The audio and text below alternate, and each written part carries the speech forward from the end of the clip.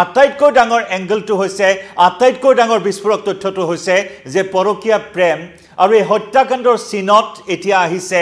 ৰাজ কুশৱাহা নামৰ এজন যুৱকৰ নাম অৰ্থাৎ ৰাজৰ বাবেই ৰাজাক হত্যা কৰিলে সোনম ৰঘুবংশীয়ে নমস্কাৰ প্ৰিয় দৰ্শক মই জয়ন্ত মাধৱ গোস্বামীয়ে আপোনাক স্বাগতম জনাইছো নিউজ 18 অসম নৰ্থ ইষ্টৰ ডিজিটেল লাইভলৈ হানিমুন ট্ৰেজেডিৰ এই মুহূৰ্তত বিস্ফোৰক তথ্য আমি ইতিমধ্যে আপোনাক জনাইছো যে এক নাটকীয় পৰিস্থিতিত সোনম ৰঘুবংশীক উত্তৰ প্ৰদেশৰ গাজীপুৰৰ এখন ধাবাৰ পৰা নিশা 2 বজাত আৰক্ষীয়ে গ্ৰেপ্তাৰ কৰিছে লগতে গ্ৰেপ্তাৰ কৰিছে ৰাজা ৰঘুবংশীৰ হত্যাত জড়িত আন 3 অভিযুক্তক খবৰ আহিছে যে সোনমে সুপাৰী কিলাৰৰ হতুৱাই হত্যা কৰিছে ৰাজা ৰঘুবংশীক আৰু এই হত্যাকাণ্ডৰ মাষ্টাৰমাইণ্ড এই হত্যাকাণ্ডৰ মাষ্টাৰমাইণ্ডে হৈছে সোনম ৰঘুবংশীৰ প্ৰেমিক ৰাজ কুশৱাহা নামৰ যুৱকজনে এই হত্যাকাণ্ডৰ ব্লুপ্ৰিণ্ট প্ৰস্তুত কৰাৰ বিস্ফোৰক তথ্য সন্মুখলৈ আহিছে আৰু য'ত নেকি আন 3 সহযোগী আছিল এই হত্যাকাণ্ডত সোনম ৰঘুবংশীয়ে পূৰ্ব পৰিকল্পিতভাৱে হানিমুনলৈ আহি মেঘালয় চেৰাপুঞ্জীত এই নৃশংস হত্যাকাণ্ড সংঘটিত কৰাৰ এই তথ্যই এই মুহূৰ্তত তুলপাৰ লগাইছে সমগ্ৰ দেশ জুৰি এই নাৰকীয় হত্যাকাণ্ড এই মুহূৰ্তত সকলোৰে চকু কপালত তুলিছে যে হানিমুন কৰিবলৈ আহি নিজৰ পত্নীয়ে স্বামীক হত্যা কৰাৰ এই ঘটনা কোনেও সহজভাৱে এই মুহূৰ্তত ল'ব নাই য'ত নেকি মেঘালয় আৰক্ষীয়ে এটাৰ পিছত আনটো চাঞ্চল্যকৰ তথ্য প্ৰকাশ কৰিছে একেদৰে মধ্যপ্ৰদেশ আৰক্ষীয়ে উত্তৰ প্ৰদেশ আৰক্ষীয়ে এটাৰ পিছত আনটো তথ্য এই মুহূৰ্তত প্ৰকাশ কৰিছে আৰু তাৰ ভিতৰত আটাইতকৈ ডাঙৰ খবৰটোৱে হৈছে যে পৰকীয়া প্ৰেমৰ বাবেই এই নৃশংস হত্যাকাণ্ড সংঘটিত হ'ল আৰু সেই পৰকীয়া প্ৰেমৰ খলনায়কটোৱে হৈছে ৰাজ কুশৱাহা ৰাজা ৰঘুবংশীৰ সৈতে 11 মেত বিবাহপাশত আবদ্ধ হৈছিল সোনম ৰঘুবংশী আৰু তাৰ পিছতে 22 মেত শিলঙত উপস্থিত হৈছিল চেৰাপুঞ্জীত উপস্থিত হৈছিল 23 মেৰ পৰা নিখোজ হৈ পৰিছিল ৰাজা আৰু সোনম নাটকীয়ভাৱে যোৱা 2 জুনত ৰাজাৰ মৃতদেহ উদ্ধাৰ কৰা হৈছিল যদিও সোনমৰ কোনো সন্ধান লাভ কৰা হোৱা নাছিল কেইবাটাও বৃহৎ তথ্য লাভ কৰিছিল মেঘালয় আৰক্ষীয়ে আৰু সেই তথ্যৰ ভিত্তিত অভিযান চলাই এই বৃহৎ সফলতা মেঘালয় আৰক্ষীয়ে লাভ কৰিবলৈ সক্ষম হ'ল আমি যদি চাও 11 মেৰ পৰা আজি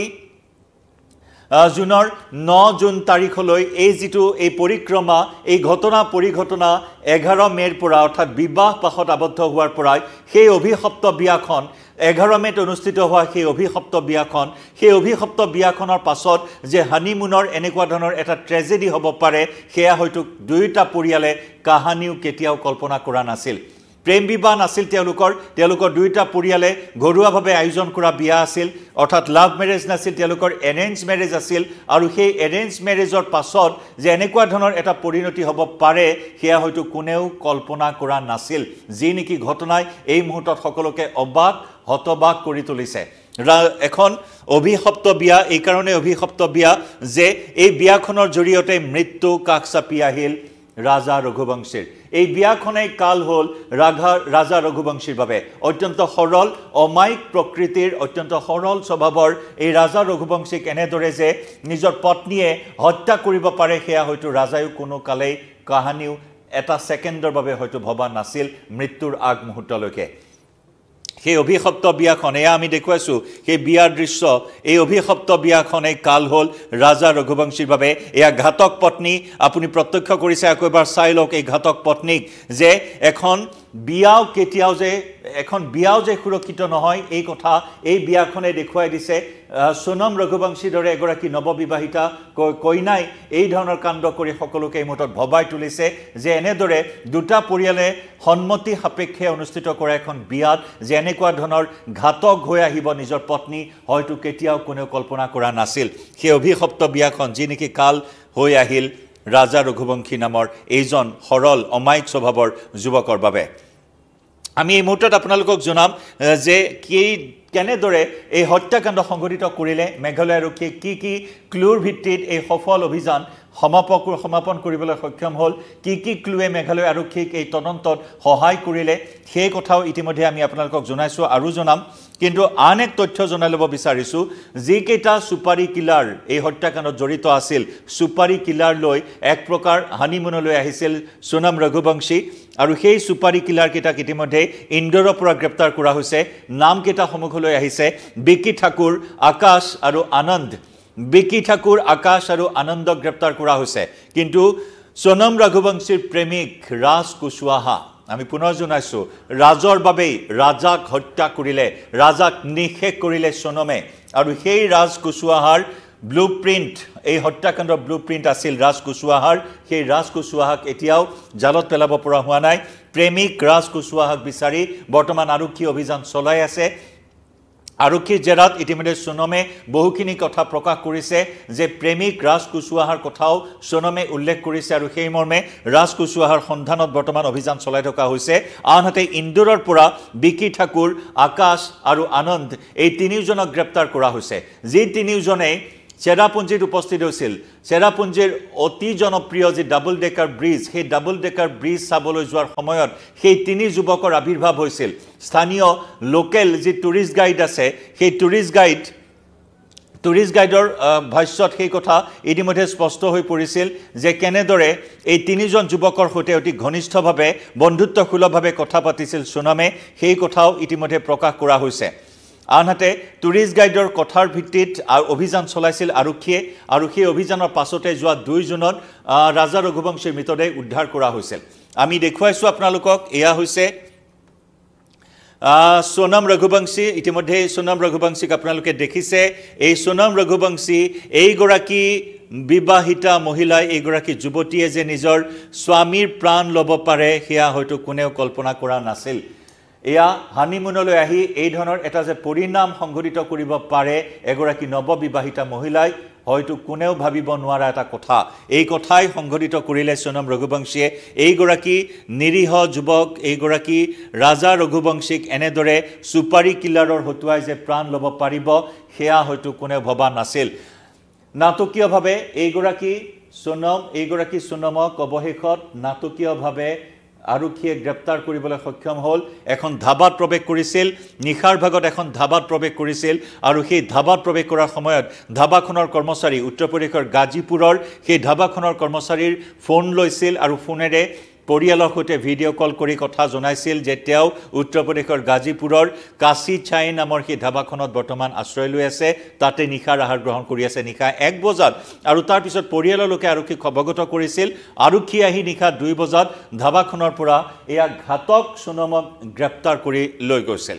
আৰু আৰক্ষীৰ জেৰাত ঘাতক সুমনে ইতিমধ্যে ৰাজ কুশৱাহা সেই পৰকীয়া প্ৰেমিকৰ কথা উল্লেখ কৰিছে যদি তেওঁৰ প্ৰেম আছিল তেতিয়াহলে এই বিয়াখনত কিয় সন্মতি প্ৰদান কৰিছিল এয়া হৈছে এই মুহূৰ্তত দেশবাসীৰ প্ৰশ্ন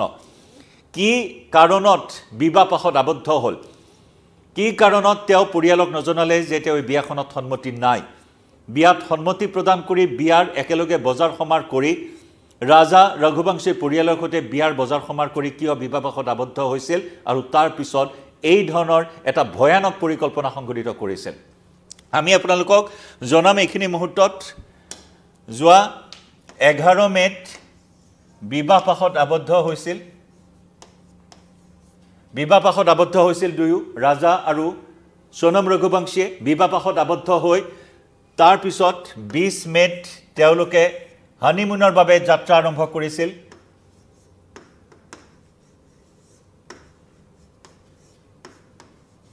এয়া 20 মেত তেওঁলোকে হানিমুনৰ বাবে যাত্ৰা আৰম্ভ কৰিছিল হানিমুনৰ বাবে টিকটৰ বন্দোবস্তি সোনমে নিজেই কৰিছিল নিজেই টিকট কাটিছিল আৰু নিজেই টিকট কাটি প্ৰথমে তেওঁলোকে গুৱাহাটীত উপস্থিত হৈছিল 21 মেত গুৱাহাটীত উপস্থিত হৈছিল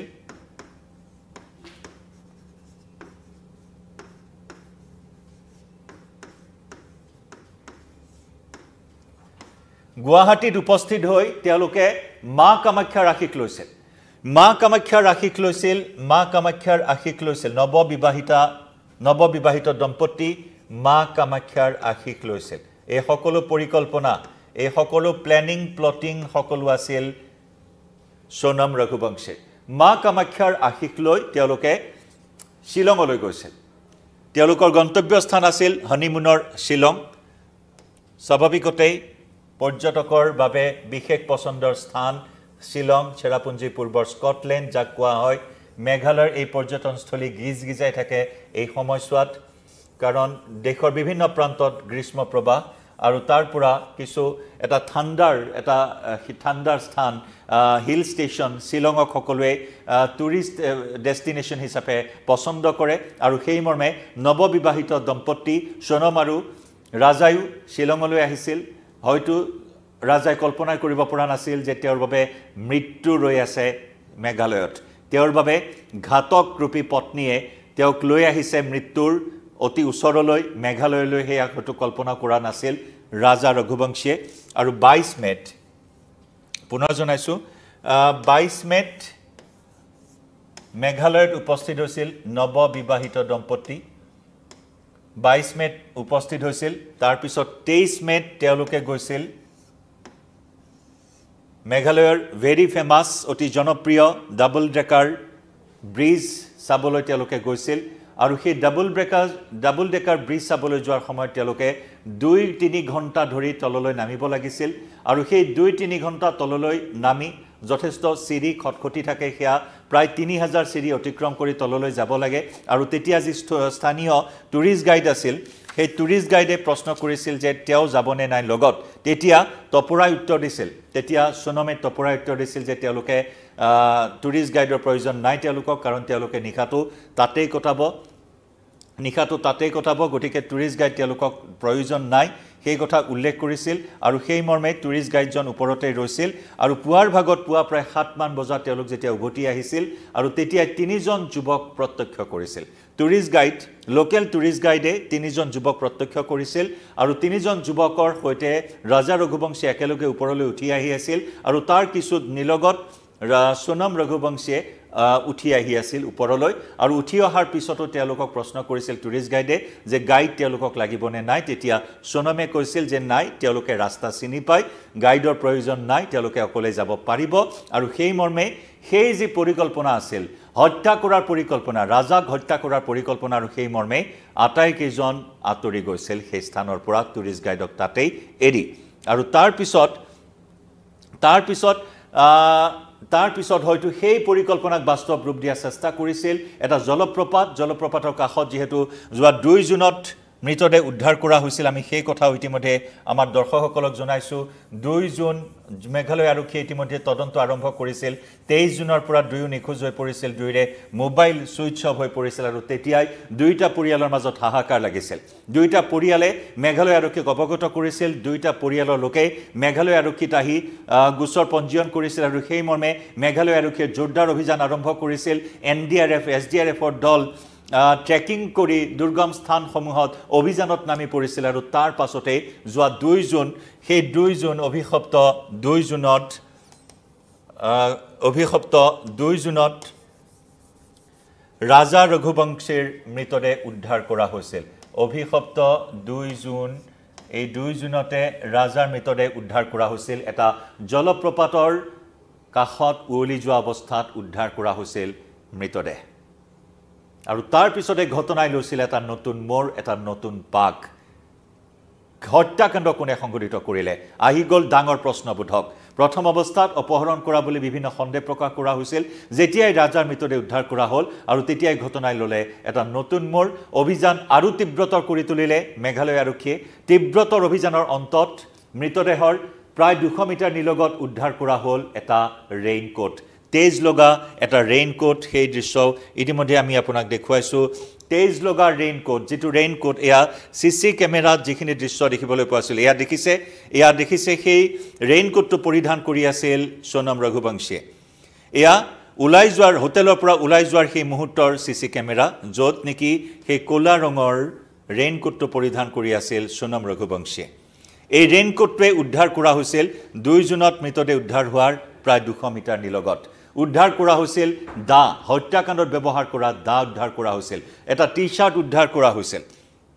আৰু তাৰ পিছতে আৰক্ষীৰ সন্দেহ উপজিছিল যে কৰবাত এই ঘটনাৰ আঁৰত সোনমৰ হাত থাকিব পাৰে নেকি যিখন দা উদ্ধাৰ কৰা হৈছিল সেই দাখনো স্থানীয় দা নাছিল অৰ্থাৎ মেঘালয়ৰ দা নাছিল তাৰ পৰাই মেঘালয় আৰক্ষীয়ে বহুখিনি তথ্য প্ৰমাণ লাভ কৰিলে ক্লু লাভ কৰিলে আৰু লাহে লাহে মেঘালয় আৰক্ষীৰ সন্দেহ গাঢ় হ'ল যে এই ঘটনাৰ আঁৰত কৰবাত কেনেবাকৈ সোনম ৰঘুবংশীৰ হাত আছে কৰবাত নহয় কৰবাত সোনম ৰঘুবংশী জড়িত হৈ আছে সেই ঘটনাত আৰু সেই 2 জুনত উদ্ধাৰ হোৱাৰ পিছত আজি 8 জুন নিশা আজি 9 জুন অৰ্থাৎ যোৱা নিশা 8 জুনৰ নিশা সোনম ৰঘুবংশীয়ে এক প্ৰকাৰ ধৰা দিলে পৰিয়ালৰ সৈতে ভিডিঅ' কল কৰি অতদিনে পৰিয়ালক উৎকণ্ঠাত ৰাখি সোনম ৰঘুবংশী অৱশেষত ধৰা দিলে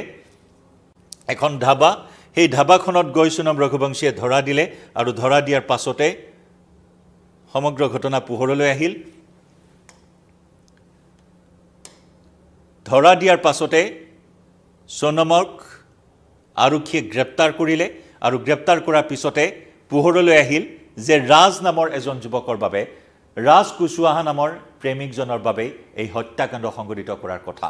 আৰু এই সমগ্ৰ হত্যাকাণ্ডক এক নাটকীয় ৰূপ দিয়াৰ চেষ্টা কৰিছিল এক পৰিকল্পিত ডকাইতি আৰু অপহৰণৰ নাটক ৰচনা কৰিছিল আৰু যি নেকি এক ফ্লপ শ্ব'ত পৰিণত হ'ল সোনম ৰঘুবংশী আৰু সেই গ্যাংটোৰ প্ৰথমে হত্যা কৰিলে হত্যাকাণ্ডৰ পাছত ৰাজা ৰঘুবংশীয়ে পৰিধান কৰি থকা 10 লাখ টকীয়া হীৰা আঙুঠি সোণৰ চেইন তাৰ পৰা নাইকিয়া হৈ থাকিল ৰাজাৰ শৰীৰৰ পৰা আৰু তাৰ পিছত কোৱা হৈছিল ভবা হৈছিল যে কোনো বাংলাদেশী মানৱ সৰবৰাহকাৰী নাৰী সৰবৰাহকাৰী চক্ৰৰ কবলত পৰিল নেকি সোনম ৰঘুবংশী যে নেকি মেঘালয় চৰকাৰে কৈছে যে মেঘালয়ত কোনো ধৰণৰ এনে ধৰণৰ অঘটন ইয়াৰ পূৰ্বে হৈ থকা নাই বা হোৱা নাছিল যে কোনো দুৰ্বৃত্তৰ গ্ৰাহত পৰিব কোনো পৰ্যটক কাৰণ পৰ্যটকক ভগৱানৰ শাৰীত ৰাখে মেঘালয় পৰ্যটকক যথেষ্ট সন্মান কৰে সেই কথা মেঘালয় আৰক্ষীয়ে উল্লেখ কৰিছে মেঘালয়ৰ স্থানীয় আৱাসী উল্লেখ কৰিছে মেঘালয়ৰ টুৰিষ্ট গাইডে সেই কথা উল্লেখ কৰিছে গতিকে তেনেস্থলত যি কথা কোৱা হৈছিল যে কৰবাত অপহৰণ কৰি লৈ গ'ল নেকি বাংলাদেশলৈ সোনম ৰঘুবংশী আৰু তেনেকুৱা ধৰণৰ এটা পৰিকল্পনা বা তেনেকুৱা ধৰণৰ এটা সিন ক্ৰিয়েট কৰা হ'ল এটা সিন সৃষ্টি কৰা হ'ল আৰু তাৰ পিছত অতি নাটকীয়ভাৱে পট পৰিৱৰ্তন ঘটিল যেতিয়া নিশা উত্তৰ প্ৰদেশৰ এখন ধাবাত আবিৰ্ভাৱ ঘটিল সোনম ৰঘুবংশীৰ কেনেদৰে উত্তৰ প্ৰদেশলৈ পলাই গ'ল হিয়াও এই মুহূৰ্তৰ ডাঙৰ প্ৰশ্ন ইতিমধ্যে মেঘালয় আৰক্ষীয়ে জিম্মাত ল'ব সেই কথা প্ৰকাশ কৰা হৈছে মেঘালয় আৰক্ষীয়ে সোনম ৰঘুবংশীক জিম্মাত লোৱাৰ পাছতে আৰু বহুখিনি কথা ওলাই পৰিব মুঠৰ ওপৰত 11 মেৰ পৰা হানিমুনলৈ যোৱালৈ সকলোখিনি কথা আমি ইতিমধ্যে উল্লেখ কৰিলোঁ 11 মেৰ সেই অভিশপ্ত বিয়াখন তাৰপিছত 20 মে তেওঁলোকৰ হানিমুন যাত্ৰা আৰম্ভ হ'ল নিজেই সোনমে টিকট কাটিলে ইতিমধ্যে ৰাজা ৰঘুবংশীৰ মাতৃয়ে উল্লেখ কৰিছে সোনমে নিজেই টিকট কৰিছিল কিন্তু তেওঁলোকৰ উভতনি যাত্ৰাৰ টিকট কৰা নাছিল হিয়াও অতি ৰহস্যৰ বিষয় উভতনি যাত্ৰাৰ টিকট কিয় কৰা নাছিল পূৰ্ব পৰিকল্পনাৰে এনেকুৱা এটা নাৰকীয় হত্যাকাণ্ডৰ ব্লুপ্ৰিন্ট প্ৰস্তুত কৰা হৈছিল আৰু সেইবাবে উভতনি যাত্ৰাৰ টিকট কৰা নাছিল সোনম ৰঘুবংশীয়ে সাধাৰণতে হানিমুনলৈ গ'লে উভতনি যাত্ৰাৰ টিকট আসলতে জি ঠাইলৈ নাযাওক কিয় সাধাৰণতে উভতনি যাত্ৰাৰ টিকট কৰা হয় কিন্তু তেনেস্থলত কিয় কৰা নাছিল সোনমে উভতনি যাত্ৰাৰ টিকট উভতনি যাত্ৰা কেতিয়া হ'ব সেই কথা পৰিয়ালক অৱগত কৰা হোৱা নাছিল কোন তাৰিখে তেওঁলোকে শিলঙৰ পৰা উভতি যাব ঘৰ অভিমুখে কোন তাৰিখে ৰাওনা হ'ব সেই কথা অস্পষ্ট হৈ আছিল পৰিয়ালৰ লোকক জানিবলৈ দিয়া নাছিল সোনম ৰঘুবংশীয়ে নিজেই সকলো দায়িত্ব লৈছিল টিকট কটাৰ আৰু সেই মৰ্মে মধ্যপ্ৰদেশৰ পৰা গুৱাহাটীলৈ অহা টিকট নিজে ক্ৰয় কৰি নিজে ব্যৱস্থা কৰিছিল আৰু তাৰ পিছত গুৱাহাটীত আহি কামাখ্যা মাক দৰ্শন কৰি মেঘালয়লৈ গৈছিল কিন্তু উভতনি যাত্ৰাৰ টিকট কৰা নাছিল হিয়াও এক গভীৰ ৰহস্য কিয় কৰা নাছিল হিয়াই মুহূৰ্তত পোহৰলৈ আহিছে অৰ্থাৎ ঘাতকৰ লগত কেতিয়া কেনেদৰে কোট পলাই যাব তাৰ কোনো হয়তো ঠিকনা নাছিল আৰু সেইবাবে সেই কথা ভাবিয়েই উভতনি যাত্ৰা টিকট কৰা নাছিল এয়া ৰাজা ৰঘুবংশীৰ মাতৃৰ ভাষ্যৰ পৰা সেই কথা পোহৰলৈ আহিছে আৰু সমগ্ৰ দায়িত্ব টিকট কটাৰ সমগ্ৰ দায়িত্ব সোনমে নিজেই লৈছিল কোন স্থানত যাব সেই কথাও থিৰাং কৰিছিল আৰু আন এক চাঞ্চল্যকৰ তথ্য যে তেওঁলোকে 11 মেত বিয়াৰ পাছত বেংককলৈ যোৱাৰ কথা আছিল হানিমুনৰ বাবে কিন্তু বেংককৰ সেই ট্ৰিপ তেওঁলোকে বাতিল কৰি কেনসেল কৰি মেঘালয় লক্ষ্যস্থান হিচাপে বাছি ললে হত্যাকাণ্ডৰ আসলতে তেওঁলোকৰ লক্ষ্য হানিমুন নহয় লক্ষ্য আছিল হত্যাকাণ্ড আৰু সেই হত্যাকাণ্ডৰ স্থান হিচাপে বাছি ললে মেঘালয় এক প্ৰকাৰ মেঘালয়ত এক কলংকৰ দাগ হানিলে সেই ঘটনাৰ পাছত আৰু সেই কলংকৰ দাগ মোচন কৰিবৰ বাবে মেঘালয় আৰক্ষীয়ে জোৰদাৰ অভিযানত নামি পৰিল তদন্তত নামি পৰিল আৰু তাৰ পিছত এই সময় বিস্ফোৰক তথ্য সন্মুখলৈ আহিছে যে এই ঘাতকৰূপী সোনমে নিজৰ পূৰ্বৰ প্ৰেমিকৰ ব্লুপ্ৰিণ্ট অনুসৰি নিজৰ স্বামীক 11 দিন পূৰ্বে বিয়া হোৱা স্বামীক শিলঙলৈ নি মেঘালয়লৈ নি ৰাজা ৰঘুবংশীক এনেদৰে হত্যা কৰিলে আৰু যি ঘটনাই এই মুহূৰ্তত চকু সকলোৰে কপালত তুলিছে ইমান বৰ্বৰ মানসিকতা কেনেদৰে হ'ব পাৰে কিয় বিবাহপাশত আবদ্ধ হৈছিল যদি তেওঁৰ সন্মতি নাছিল যদি এনেকুৱা ধৰণৰ এটা জিঘাংসা মনত পুহি ৰাখিছিল নিজৰ স্বামীক হত্যা কৰাৰ তেতিয়া হলে কিয় বিবাহপাশত আবদ্ধ হৈছিল হুমৰ গুৰিত কিয় বহিছিল এই ঘাতক এই পিশাচ এই নৰখাদক সোনম ৰঘুবংশী এই কথা এই মুহূৰ্তত সকলোৱে প্ৰশ্ন উত্থাপন কৰিছে মেঘালয় আৰক্ষীয়ে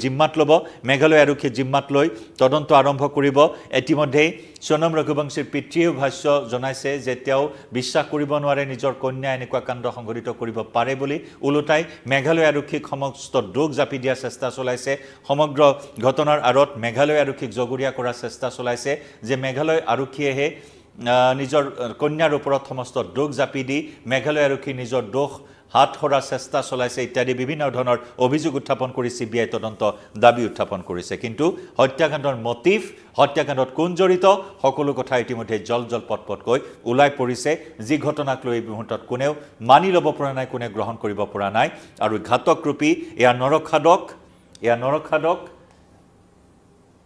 সোনম ৰঘুবংশীৰ এতিয়া কঠোৰতকৈ কঠোৰ শাস্তিৰ দাবী এই মুহূৰ্তত উত্থাপন হৈছে এনেদৰে নাটকীয় পৰিস্থিতিত গ্ৰেপ্তাৰ হোৱাৰ লগে লগে সমগ্ৰ কথা এই মুহূৰ্তত সন্মুখলৈ আহিছে যে হানিমুন ট্ৰেজেডি যে ইমান ভয়ংকৰ হ'ব পাৰে এই ঘটনাই দেখুৱাই দিছে সমগ্ৰ দেশবাসীক আমি জনাই যাম প্ৰতিটো আপডেট এই মুহূৰ্তত লাইভৰ পৰা বিদায় লম প্ৰিয় দৰ্শক কিভাৱে এই নাৰকীয় কাণ্ড নিকৃষ্ট জঘন্য বৰ্বৰ কাণ্ড সন্দৰ্ভত আপোনাৰ মতামত আগবঢ়াব পাৰে কমেন্ট সেকশনত ধন্যবাদ